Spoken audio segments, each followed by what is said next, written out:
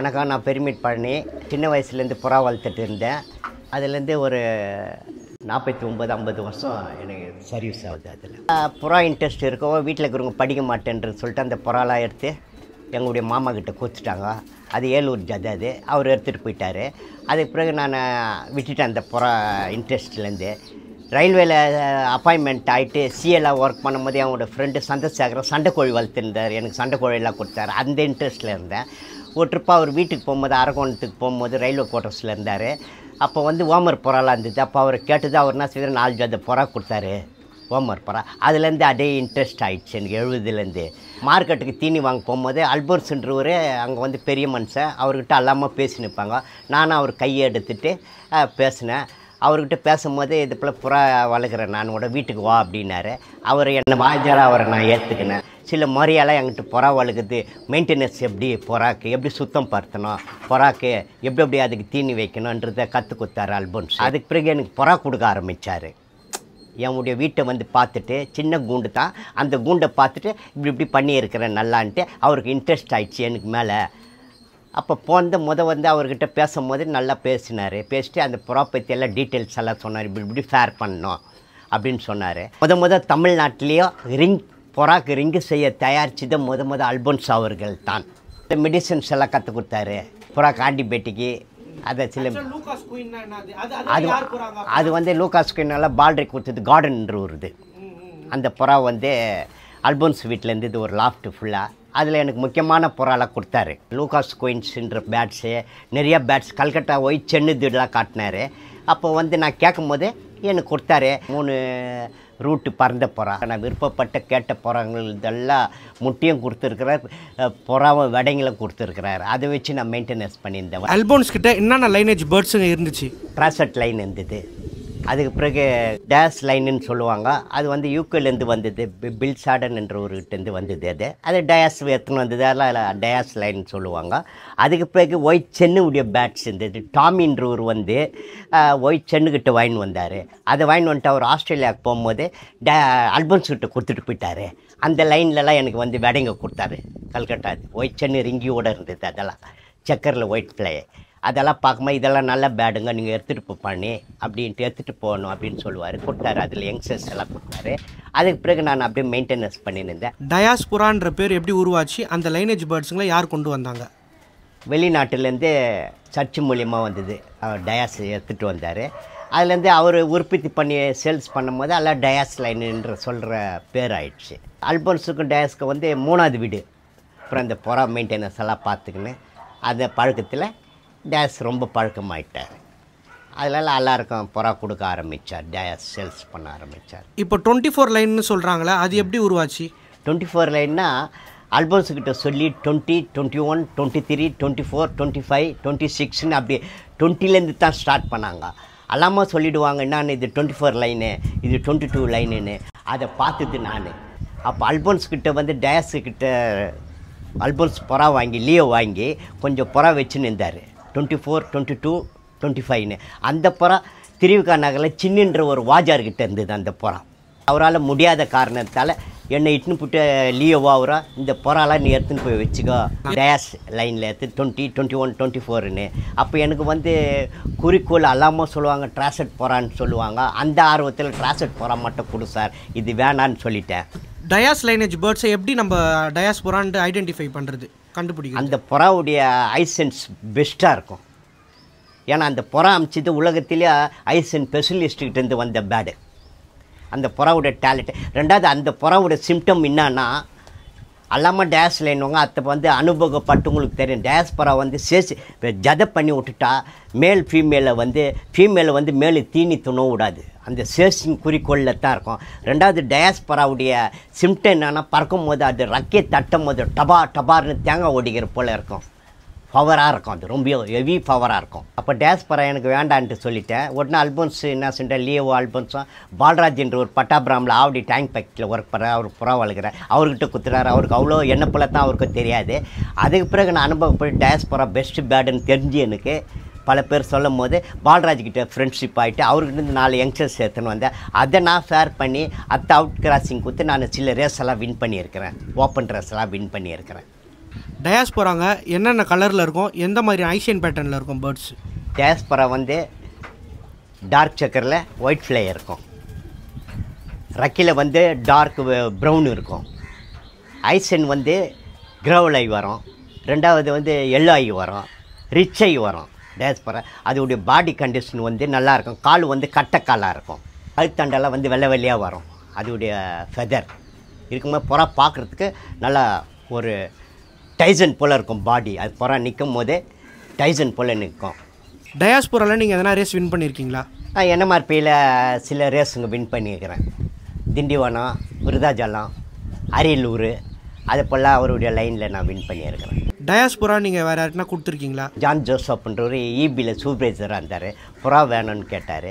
அப்போ டயாஸ்பராவுடைய குட்டிங்கெல்லாம் நான் அவர்கிட்ட கொடுத்தேன். அவர் வந்து பாண்டிச்சேரி கிளப்பில் வின் பண்ணியிருக்கிறாரு, விட்டுருக்கிறாரு. என்கிட்ட சொல்லியிருக்கிறாரு டயாஸ்பரா பற்றி, நீங்கள் கொடுத்த புறாவில் வின் பண்ண அப்படின்ட்டு. அவருக்கு எல்லாம் நான் ஃப்ரீயாக தான் கொடுத்தேன். ப்ரொஃபஸர் லியோன்னு சொல்கிறீங்களா, அவர் யார்? அவர் உங்களுக்கு எப்படி பழக்கமானார்? அல்பன்ஸ் வீடு எது சந்தில் இருந்தார். அல்பன்ஸ் தான் என்னை எடுத்துன்னு போய் லியோ கிட்ட இன்ட்ரடியூஸ்மெண்ட் பண்ணிவிட்டேன். இந்த பையனுக்கு ரொம்ப ஆர்வமாக இருக்குது புறாக்கு. உடனே அவர் எனக்கு வாப்பா உக்காருப்பா, புறா பற்றியெல்லாம் சில மேட்டர், புறா பற்றியெல்லாம் வந்து நீ யாருக்கிட்டையும் அனாவசியமாக பேசக்கூடாது. ஏன்னா அது தெரியாத புறா பற்றி, புறாவுடைய சப்ஜெக்ட் தெரியாத நீ யாருக்கிட்டே பேசக்கூடாது. நீ பொறுமையாக இருந்தால் பின்காலத்தில் நீ நல்ல பேர் எடுக்க முடியும் அப்படின்னு லியோ வந்து ஒரு ப்ரொஃபஸராக இருந்து எனக்கு ஒரு விளக்கத்தை கொடுத்தாரு. இல்லை சார், நான் அதே போல் யாருக்கிட்டே பேச மாட்டேன். புறாத்தான் எனக்கு ஒரு ஆர்வம், புறாத்தான் எனக்கு வந்து ஒரு உயிர் போல் அதை நினச்சிட்டு இருக்கிறேன் அப்படின்னும் போது அவர் வந்து சில டீட்டெயில்ஸ் எல்லாம் புறா பற்றியெல்லாம் சொன்னார். ஏதாவது ஒரு டவுட்டுன்னு எனக்கு புறா பற்றி வந்துட்டால், ஏன்னா நான் வந்து எனக்கு சந்தேகன்ட்டு வந்துட்டால் லியோ வந்து செங்கல்ரங்காஜலத்தில் ப்ரொஃபஸர் ஃப்ரீயாக இருப்பார். அவர்கிட்ட போய் கேட்டது உடனே அவர் நான் ஃபேரிலேருந்து வந்திருக்கோம், அவர்கிட்ட புறாவுடைய மேக்ஸிங் புக்கு அதில் எடுத்து சொல்லுவார் இப்படி இப்படி இப்படி இப்படி இப்படி போகிறான்ட்டு. ஏன் அது உடனே ஒரு ட்ரிப்பு வந்து என் ஃப்ரெண்டு ஒருத்தர் ட்ரான்ஸ்லெட் போகிறால வந்து ஒயிட் ஃப்ளை வராது அப்படின்னாப்பில் நீ அவுட் கிராசிங் கொடுத்துட்டு போய், இல்லை அதே ஜாதியில் தான் வந்தது அப்படின்னு சொல்லும் போது லியோ கிட்ட போய் கேட்டேன். அவர் உடனே வந்து லெஜரை எடுத்து பார்த்துட்டு அதில் வந்ததை காட்டினார். அந்த புறா எங்கெங்கே வின் பண்ணதெல்லாம் காட்டினார். அந்த ஒரு டவுட்டை நான் கிளியர் பண்ணிக்கினேன். லியோ கிட்ட கற்றுக்க வேண்டியது என்னென்னா, நான் வந்து புறாவை எப்படி ப்ராப்பராக நம்ம க்ளீன் பண்ணோம், புறாக்கு வந்து டிசீஸ்ன்ட்டு வந்துட்டால், நோயின்ட்டு வந்துட்டால் அதை எடுத்துன்னு போய் தனியாக ஒரு கூண்டில் வச்சுட்டு அதுக்கு ட்ரீட்மெண்ட் பண்ணுறதுக்கு அவர் மருந்தெல்லாம் சொல்லுவார். அதை ட்ரீட்மெண்ட் ஆகிட்டு அந்த புறா நல்லா இருந்த பிறகு தான் எடுத்துன்னு வந்து லாஃப்ட்லேயே மற்ற புறா கூட சேர்க்க விடுவார். அந்த இதெல்லாம் எனக்கு சொல்லி கொடுத்தாரு, இப்படியெல்லாம் செய்யணும் அப்படின்ட்டு. மெயின்டெனன்ஸ் பண்ண கற்றுக் கொடுத்தது லியோவோ அல்பன்ஸும். நீங்கள் எப்படி கிளப்பில் ஜாயின் பண்ணீங்க? சென்னையில் எப்படி ஃபஸ்ட்டு கிளப் ஓப்பன் ஆச்சு? சென்னையில் வந்து ராயபுரம் ரொட்டிக்கடை பாபுன்ற ஒரு அங்கே கிளப்பு ஒன்று ஓப்பன் பண்ணாங்க. ரிஜிஸ்டர் பண்ணல. அந்த கிளப்பை உருவாக்குனது யாருன்னா ராஜசேகர், ஆர்ஆர் பிரசாத், லவ் பஸ் சந்திரன், போலீஸ்கார் பாபு, அவங்க திறந்து அந்த கிளப்பை ஓப்பன் பண்ணாங்க. அப்போ வந்து திருநெல்வேலி விட்டாங்க. அதில் வந்து ரமேஷ்ன்ற ஒரு பாடி பாய் போகிறான்ட்டு ஏலூர் ஜதை விட்டு திருநெல்வேலி 3 நாள் பொறுத்து வந்தது. அதுக்கு பிறகு அந்த கிளப் ஆகிட்டு அந்த கிளப்பை பார்த்துட்டு நர்ஸ் வீட்டில் ஒரு கிளப்பை ஓப்பன் பண்ணாங்க. பழனியப்பன், சாமிநாதன், கார்டனு அவங்க ஓப்பன் பண்ண மெட்ராஸ் ரேசிங் பிஜன்ஸுன்ட்டு. ஆனால் அந்த கிளப்பை நடுக்கலை. உடனே வந்து என்எம்ஆர்பிஏ மவுண்ட் கேசி வீட்டில் என்எம்ஆர்பிஏ ஓப்பன் பண்ணாங்க. 85ல் ஓப்பன் பண்ணாங்க. என்னை வந்து என்எம்ஆர்பியில் வந்து அல்பன்ஸ் எடுத்துகிட்டு போய் கிளப்பில் அங்கே சேர்த்து விட்டார். என்எம்ஆர்பிஏ கிளப்பில் யார் ஆரம்ப கட்டத்தில் அங்கே பிரசிடெண்ட்டாக இருந்து எல்லாத்தையும் செயல்படுத்தினது? அந்த கிளப்பு எப்படி உருவாச்சு? என்எம்ஆர்பிஏ தான் ரிஜிஸ்டர் கிளப்பு. மவுண்ட் மலை மேலே கேசி வீடு, கேசி பிரசிடெண்ட்டு, பழனியப்பன் செக்ரட்டரி, சாமிநாதன் பொருளாளர், மற்ற கமிட்டி மெம்பருங்களாம் நிறைய பேர் இருந்தாங்க. என்எம்ஆர்பிஏ தான் அங்கே ஸ்டார்டிங். சென்னையிலே வந்து என்எம்ஆர்பிஏ கிளப்பு தான் உருவானது. அதுக்கு பிறகு வந்து சென்ட்ரல் மெட்ராஸுன்ட்டு பொர்சவாக்கத்தில் ஆர்ஆர் பிரசாத் அவங்களாம் செய்தாங்க. அதுக்கு பிறகு ஏஎம்சின்னு இருந்தது.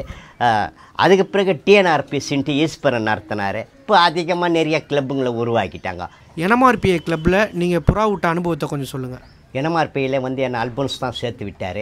அப்போ புறா விடும்போது நான் செய்வேன், சைக்கிளில் எடுத்துகிட்டு போய் எக்மோரில் சைக்கிள் ஸ்டாண்டில் போட்டு ட்ரெயினுக்கு சீட் அடியில் வச்சுக்கிட்டு கெண்டியில் இறங்கி கெண்டிலேருந்து ஆட்டோவோ இல்லை பஸ்லேயோ போவேன். ஒவ்வொரு நேரத்தில் லிஃப்ட்டோட கேட்பேன் பைக்கில். யாரும் இல்லைன்னா கெண்டிலேருந்து மவுண்ட் மலை வரைக்கும் கையாலேயே ரேசிங் புறாவோ ட்ரைனிங் பேடை எடுத்துகிட்டு போவேன். அங்கே போகிறதுக்குள்ளே மவுண்ட் மலை மேலே போகிறதுக்குள்ளே பழனி அப்போ வந்து டிசிப்ளின் லைனாக நடத்துவார். 5 மணின்னா 5 மணி தான்.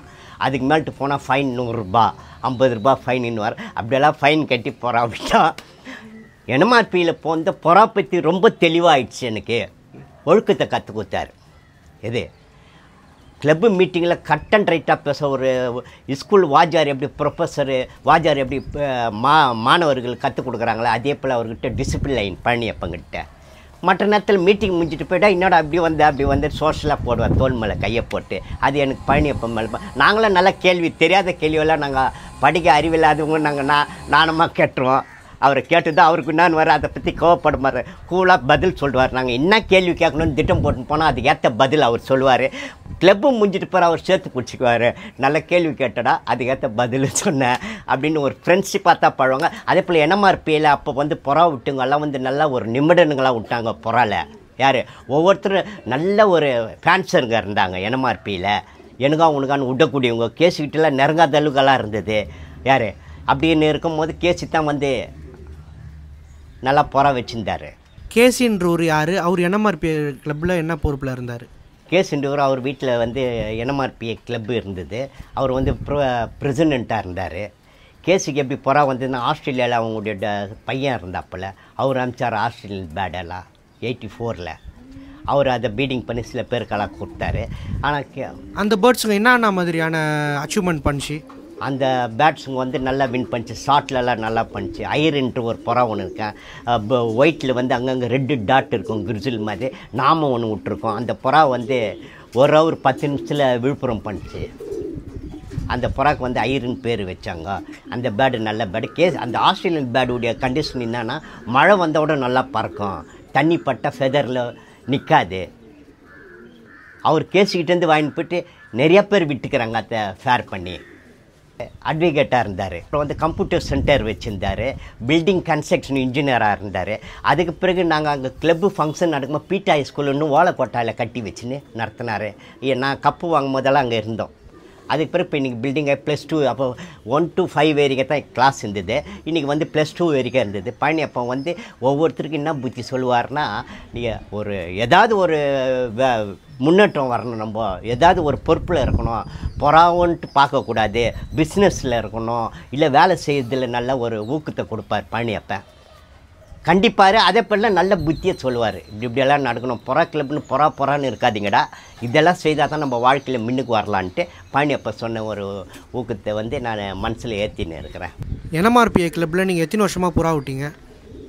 85ல் டிசம்பர் மாதம் சேர்ந்தேன். 50 ரூபாய் சப்செக்ஷனு, 5 ரூபாய் ஃபீஸு மாதத்துக்கு. அதுலேருந்து ஒரு 7 வருஷமாக அவர்கிட்ட 7 வருஷமாக நான் மவுண்ட்டுக்கு போயிருந்தேன். கஷ்டப்பட்டு புறா இன்ட்ரெஸ்ட்டுக்காக நடந்தெல்லாம் கூட போயிருக்கிறேன்.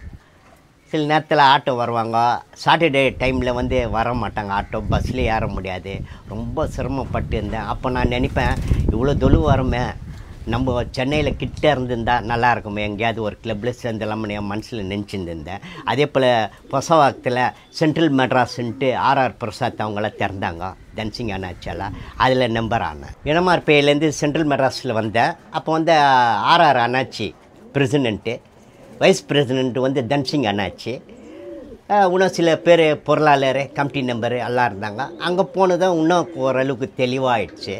ஸ்டார்டிங்கில் நீங்களாம் நல்லா சீனியர்ப்பா, நீங்கள் வந்து புறா வந்து ஸ்டார்ட்டில் விட முடியாது, 550லேருந்து என்ட்ரி ஆகணும் அப்படின்னு சொன்னாங்க. நாங்கள் ஒரு 3 பேர் என்எம்ஆர்பிலேருந்து போனோம். சரி, நான் அதுக்கும் ஒத்துக்கணும். அப்போ அங்கே விட்டோம். சென்ட்ரல் மெட்ராஸ் வந்து ராயபுரம் போச்சு, தொப்பமோதல் ஸ்ட்ரீட்டில் ஆர்ஆர் பிரசாத் அண்ணாச்சி வீட்டுக்கு போச்சு.